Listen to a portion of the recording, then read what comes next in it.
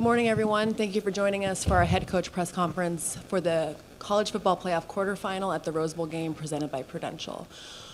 My name is Karen Linhart. I'm the Rose Bowl game marketing and media director, and I'm joined today by Oregon head coach Dan Lanning and Ohio State head coach Ryan Day. I'm going to open up the floor for questions after we hear an opening statement from each coach. I'll start with Coach Lanning. Yeah, thrilled to be here today. It's exciting part of football season. I think this is always one of my favorite parts of the year. We get to watch, some historic teams get the opportunity to battle out there on the field. I know our players have really enjoyed every bit of the experience. We're grateful for the Rose Bowl and the service they've provided for our team. This is certainly a little bit different landscape this year because of how bowl games are set up, but the Rose Bowl has been first class in every way. Growing up as a kid, you remember getting to be a part of games like this, so this is one we're really thrilled to compete in. Obviously, Ohio State's a great team, so this will be a fun challenge for our guys. Thank you, Coach. Coach Day? Yeah, I echo what Dan said. First off, I want to thank everybody with the Rose Bowl committee, and they do an unbelievable job here. It's one of the greatest settings there is in college football, and we're excited to be here, for a lot of reasons. And this, the third time that I've had an opportunity to be here, and it is a beautiful setting, and we have a great opponent here, and got a lot of respect for Oregon and how Dan runs his program and his players and his team. So. Very unique situation in that we're both now in the Big Ten, but when you look back on the history of the Big Ten and the Pac-12 and the matchups that have been before, I think it makes it even more special, this game. So excited about that. It also, for us, having Archie Griffin and the statue built here and also at Ohio Stadium, just a lot of history here at Ohio State in terms of playing in this Rose Bowl. So excited for the game, excited for our fans to get here and get into LA and obviously enjoy the game. So we've had a great week of preparation, like Dan said, different preparation. It's not really a bowl game, quote unquote, with events. It's more about a playoff game, and so excited about the opportunity to play. Thank you, Coach. We're now going to open up the floor for questions. We have 2 mic runners on both sides. Please raise your hands. When you ask a question, please state your name and your media outlet. We'll start with a question here on the left-hand side. Joe Nugent, WCMH Columbus. Question for both of you. Start with Ryan. I'm wondering how this is different preparing for a Rose Bowl where you have 2 teams that could win it all, yet knowing that you still have 2 more to go.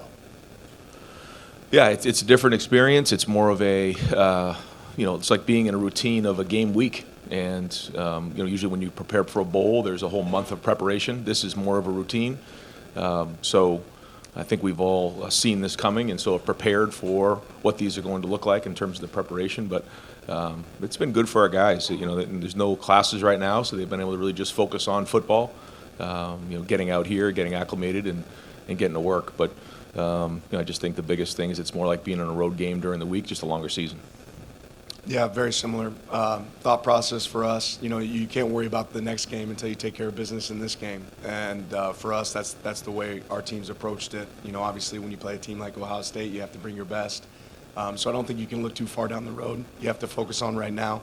But it's been, you wait till you get about 7 days out and you try to set it up very similar to what a week would look like for normal week preparation during the season. Take a question. Please raise your hand if you have one. We'll go in the front right there. Black hat.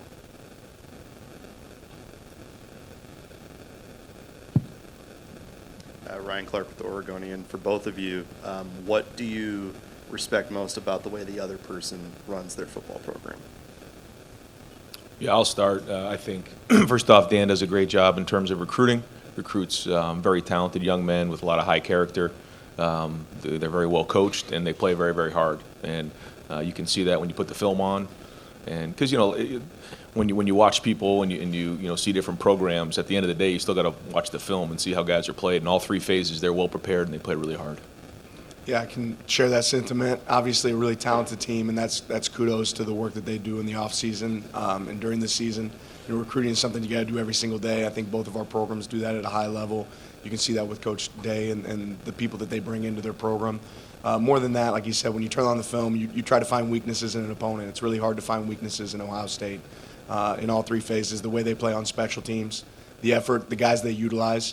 Right, a lot of places you'll watch and you'll see certain plays that they don't have their best players on the field. Ohio State has their best players on the field consistently.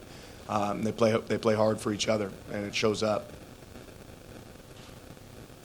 please raise your hand if you have a question. We'll have one right in the middle. The mic's coming over. Yeah, for each of you, how important is it, do y'all see the importance of your quarterback sort of having visualization sessions, for one of another term, for games of this magnitude to anticipate what's coming, et cetera? Yeah, we always talk about playing the game as many times as you can before you play the game. I think that's really important, regardless of the setting, whether that's the meeting room, a walkthrough, sitting in your hotel room at night, right? How many times can you play the game before you play the game? You know, trying to picture what the opponent might do. And I think if you do that, that gives you the best opportunity to be successful, you know, really on game day, when you can visualize, you know, a lot of those different experiences that are going to show up in a game, you know, on game day. And if you can do that in advance, that gives you a great opportunity to be able to adapt and adjust when the game comes. Agreed. I think for the quarterback position, it's probably the most important, but it's important for all positions. And I think when you get to this point of the year, when you watch how NFL teams prepare late in the season, you know, into December, you notice that, you know, there's a lot of that going on, whether it's walkthroughs, meetings. You have to visualize things. You can't always do everything, you know, the same way you did in August or September. And so you have to fall back on your experiences, but then you also have to anticipate what's coming next. And that's a big part of this time of year, and having the discipline to put that work in when, you know, you're multiple months into the season. And I think, you know, typically that's the team that's going to outlast their opponents, is, you know, continually doing what you just said, is visualizing things and doing the mental work, so that when you get into the game, you can fall back on your training. If you have any additional questions, please raise your hand if you would like to ask a question. Go in the back right.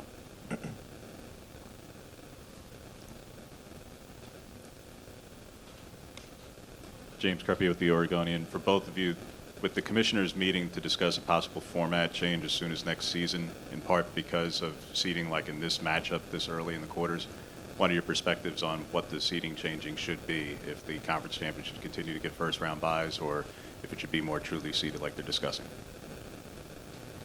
Furthest thing from my mind right now, right?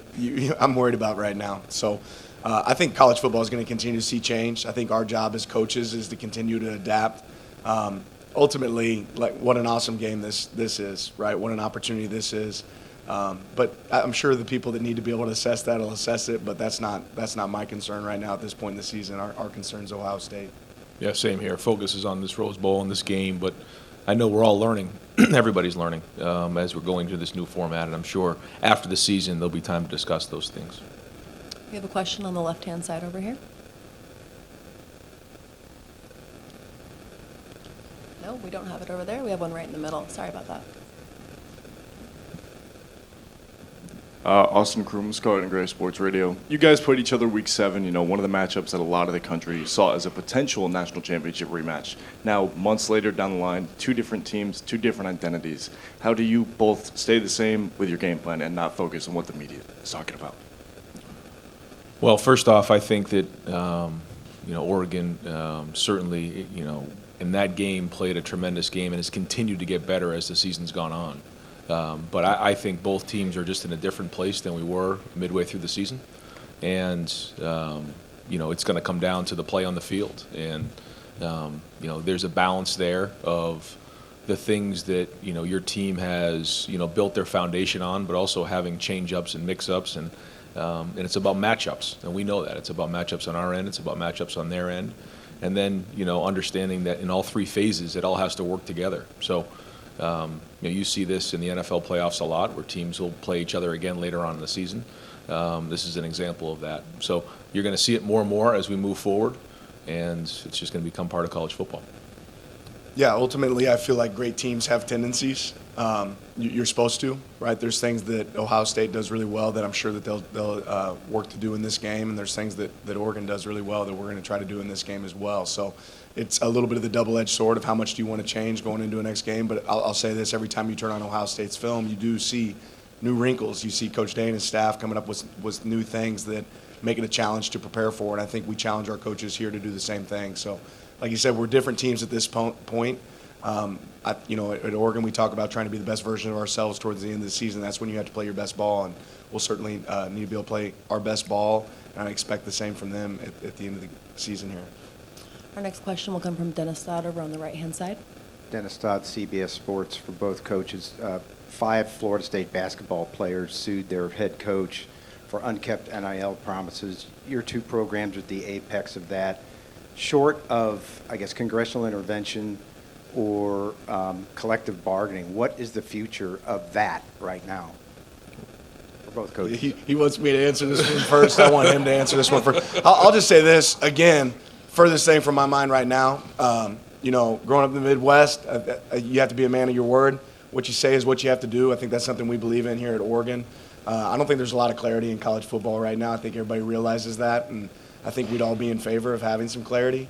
But you also want to compete to be the best. So each school is different in how they operate. I know at Oregon, we're about integrity, and what we say is what we do. But I can't speak to that situation because I don't know enough about it. Yeah, hard right now, a day out of this game, to be really even commenting on something like that. I appreciate the question.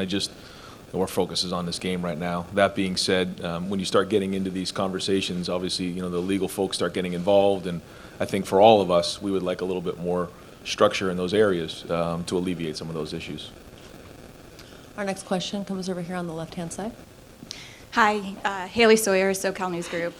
Dan, this isn't the first time that Oregon's playing in Southern California this season, so what does it do for recruiting, just getting your product on the field in this region, attracting those SoCal recruits? Yeah, for us, we challenge ourselves to make sure we can sign the best, across the nation. But certainly, California is a hotbed for us in recruiting. It's a place that we want to make sure we have a stand, and we want to go get the best of the best. So, getting to play in premier games like the Rose Bowl, I think that's things that kids on the West Coast grow up dreaming of. And being here, having that opportunity, is certainly something that's going to help us in recruiting. We have a question on the far back right. Yeah, Steve Hellwagon with Bucknuts 24/7 Sports. The first game you guys played, Oregon hit 8 chunk plays of 25 yards or longer. I guess I would just ask Coach Day, obviously the defense has played much better in the 7 games since then. What systems in place do you have to not allow that type of performance again? And then for Coach Lanning, kind of the chess match of taking what their adjustments are and still trying to hit those big plays. Yeah, you want me to give him the game plan now? Is that Right. what you want me I was do? going to start taking Sure. notes if he starts. So here's what we're going to do. Certainly, coming out of that game, that was a huge part of the game, and I thought that Coach Stein and everybody on their staff did a great job of scheming up some plays to attack us, and then they did a great job of executing them. I thought the route running and the throwing and catching and protection, it all goes in together, and they did a great job of that in creating X plays, and that's, as we all know, a huge factor in winning and losing games. And coming out of that game, we certainly recognized that. That was no secret. So we've worked hard to make adjustments in those areas. We know that we're going to see a lot of the same type of things coming into this game. I'm sure it's not going to be the same exact style, but they're still going to have those type of ways to attack us. So we got to do a great job of getting lined up. We got to do a great job of communicating, and then post snap, we got to run to the football and understand what's going on. Yeah, and same on the other side of the ball, right? There were a lot of lead changes and score changes in the game last time. There was explosive plays on both sides. So the team that probably has the least explosives on their defense and the team that creates the most on their offense is probably going to have the most success. Our next question comes from the middle left, right over here. Luke Evans, Southern California News Group. Ryan and Dan, maybe hard to talk about or predict what the future is going to be with NIL and that concept. But where you look at where these two programs have come from in terms of how you build a roster in the modern era of collegiate football, how do you feel like both of your programs have kind of been on the forefront of that across this modern landscape? Yeah, I would just say, from the day that I've gotten here at Oregon, I've always felt like Oregon's about innovation. I talked about adapting is a really important trait right now in college football, and being able to adjust on the fly. That's something that we're prepared to do as we continue to move forward. So I'm glad to be in a place that's on the forefront of that. Yeah, I think all programs want to make sure they're doing everything they can to put the most talented roster together and talent acquisition. But we also have to continue to build our culture. And so, that starts in high school recruiting and then developing and retaining, those men who understand what it means to be in the program. And and then adding pieces through the transfer portal. And that's how we look at it, and we need to do a great job of identifying those prospects and recruits that want to be at Ohio State, and then building those guys up so that in year 2, 3, and 4, they understand what it means, so that when adversity hits at some point, you stick together as a team and as a culture. So that's been a big part of it. But also, we all know how fortunate we are to be at Ohio State, where we have the resources to make sure the guys have what they need to want to stay at Ohio State. And for those who want to join the group and fill holes that may be in the roster, that we have those resources as well. Our next question comes from the back right. Brady Ruth, Daily Emerald. In a game as big as this one, how do you guys balance talking about the importance of momentum and capturing it, but also responding when momentum's maybe not on your side? Yeah, well, first off, you got to be in the moment. You got to create your own momentum, and execution fuels emotion. And knowing that there's going to be a lot of back and forth, just like in the last game, there was a lot of back and forth in that game. You look at the way it started, the way it was in the middle, and the way it ended. And so, understanding that we all have to have poise throughout the game, knowing that it's going to be a 4-quarter battle.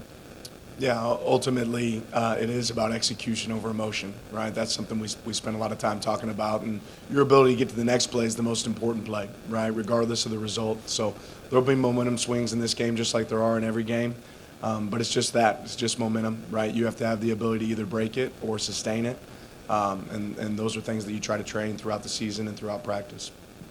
Next question's on the left-hand side here.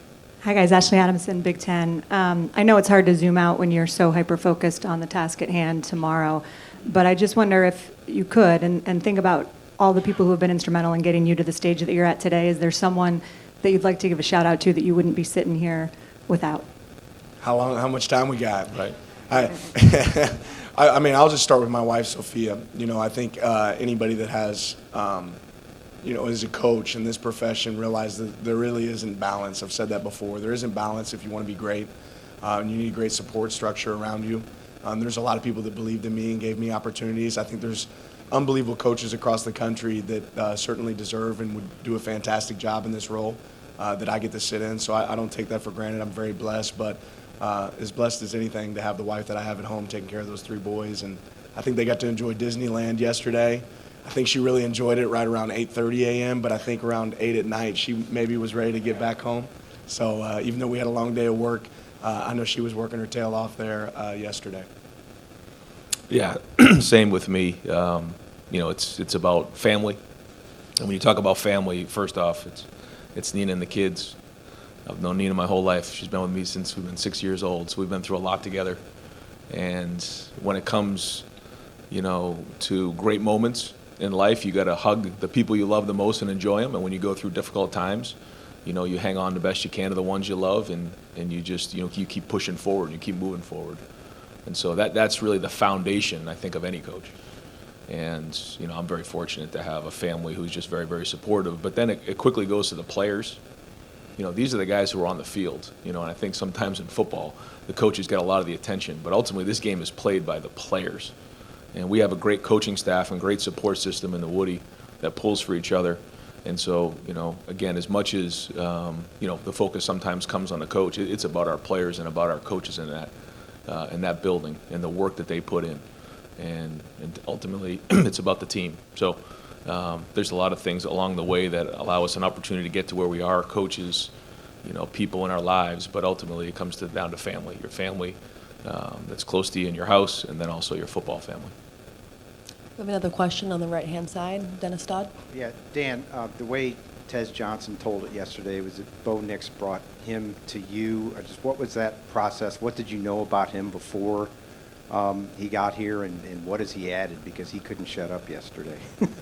Yeah, he likes having the mic in front of him, doesn't he? Tez has been unbelievable for our program. But Bo sat in my office and said, hey, I have this wideout that I think can really help us. I don't know if he told me at the time of his relationship, with Tez, but, once Tez entered the portal and we turned the film on, it was really clear that he was a player that could help us. And we've been unbelievably blessed to have him on our team. He's a real competitor. And that competitive spirit carries over to every single player on our team. So I know, he's one of those guys that grew up dreaming of being a guy that played at Oregon, right? He didn't get to go to the original Auburn-Oregon game because Bo was playing for Auburn, and Tez would have been wearing an Oregon jersey. So for him to get the opportunity to live out his dream and play here, it's been really rewarding to Tez, and it's certainly been rewarding to our program. We have a question on the left-hand side. Chris Lowe, ESPN. Both coaches. Ryan, you guys would have to play 17 games to win a title, Dan 16. What's the wear and tear been on your all's team in a season that long, and what have you learned in trying to manage a team through a season that long, and will continue to have to evolve going forward? I feel like all things considered, we're as healthy and as strong and as fresh as we've been all season. I think right now we're battle tested. I think we've built depth, and when we put the roster together, we knew that this was going to be the case, that we had to be strong and powerful late in the season and continue to build as the season's gone on. And although we've had some injuries in certain positions, I feel like right now we're playing as fast and as violent as we played all season. So there's a lot that goes into that. I won't get into all those types of things, but I do think as we continue to move forward in this format, it's something we all need to consider. Yeah, I think it's for us, it's something you prepare for throughout the summer, knowing what the season could look like, right? And kind of having a 365-day plan of how do you want to prep for these moments. I'd have to give great kudos to our sports science staff, our training staff, our weight room staff. Very similar to Coach Day, our team is relatively healthy. Nobody feels great at this point in the season because of the time of season that you're in. But our players are, putting up some PRs in the weight room, are doing some unbelievable things at this point in the season. When you talk about going into game, 14 for these guys, I think that's, huge kudos to our staff and the job that they've done making sure they stay fresh. Another question on the right-hand side. James Creppy with the Oregonian. Dan, was hoping for clarity given Bryce's importance to the team, to the program. Clarity on the waiver that you're seeking. Is it simply because the baseball clock is adversely impacting the football clock, or are there other grounds there? Yeah, I won't really get into the details of it. I mean, like I said, we're day out from this game. I don't think that's where Bryce wants to focus. Certainly not for us either. But if there's an opportunity to have Bryce back, that would be great for him. He certainly deserves it, and he hasn't played 4 seasons of football here. I think he deserves that opportunity if it comes his way. If you have a question, please raise your hand. We have one in the middle right there.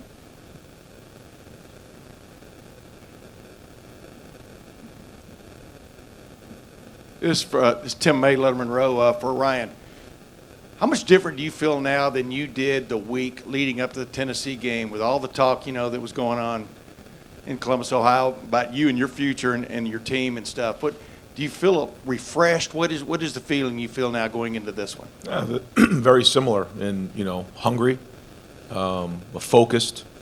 Every opportunity you get on the field is an opportunity to prove people right and prove people wrong, and that's just the approach of our team. And we were excited to get back on the field, but we're excited about playing in this game as well. A lot of football ahead of us, and that's really just been the focus. And you have to learn from what's gone on in the past, and if you don't, then you're going to repeat yourself. And so every week we have to learn, whether it's winning a game by 28. The issues are still on the field. You lose a game, you have to learn from what happened, and then you grow from there as the season's gone on. We're both here in the Rose Bowl, and along the way there's twists and turns. You don't know how you're going to get to this point right here, but here we are, and an opportunity to play against a great team, and it's another opportunity for us to play Oregon again in the same season. So we feel fortunate for that, for that to have happened. But the only way that was going to happen is if we won the last game, and if we want to continue to move on, we got to win this game right here.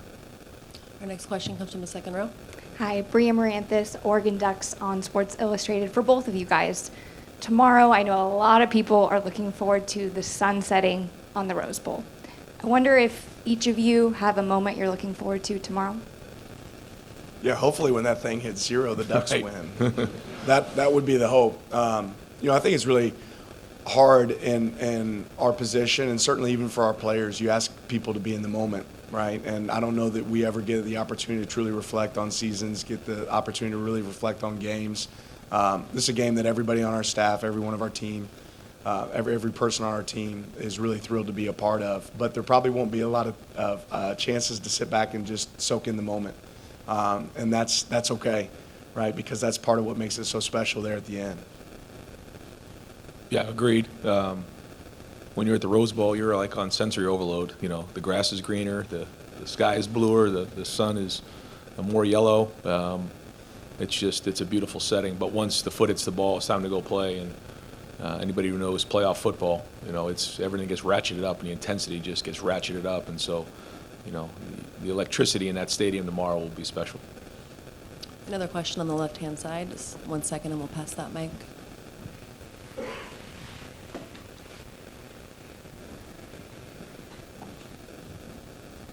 Luke Evans, Southern California News Group. Brian, you said the other day that, bringing in Will, a transfer portal quarterback, wasn't typically kind of how Ohio State has done things in the past in terms of liking to bring, quarterbacks in and recruiting, develop them.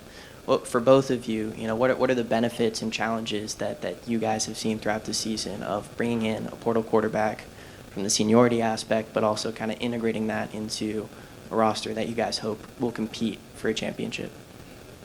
Yeah, let me first off say that I think Oregon's done a great job, with Bo and with also with Dylan bringing them in 1 year, in a short period of time, getting them acclimated to their offense and operating at a very, very high level. So, that's not something that just happens. It's something when you watch it, typically it takes a while for someone to get used to the new language, to get used to the, how you call things, how you do things, and so that's happened seamlessly, and that a big part of that is coaching. For us this year. We felt like it was the right thing to do for a lot of reasons, and we saw a winner in Will. We saw a leader, somebody who's won a lot of football games at Kansas State, and we felt like if he came in and understood how we did things on offense and surrounded him with the supporting cast that we have, that we had an opportunity to go make a run at this thing. And I think as the season's gone on, you've seen him grow week in and week out, but ultimately it's going to come down to his leadership in this game. Yeah, same thought. Anytime we look to add somebody to our program, we're looking not just to add what kind of player are we adding, but what kind of character. And we've been really fortunate to hit, in the portal and have some success. I think what that's done for our team, it's created unbelievable competition, not just at the quarterback position, but several positions. When you have competition, that brings out the best in everybody, right? Brings out the best in all of our team. And at this point in the season, too, like Coach Day alluded to earlier, it gives you the opportunity to have depth and be strong and have strength in numbers towards the end of the season. But Dylan's done an unbelievable job for us, just like Will has done for them. You talk about two great quarterbacks getting to battle it out on the field tomorrow. That's obviously really exciting. We have time for one more question. Okay, without any additional questions, we're going to end today's press conference. Thank you to both Coach Day and Coach Lanning. We're going to do a photo op with the trophy. For all photographers, please stay seated. We're going to get the video first, and then we will let the photographers know when we're ready for you. 1 second.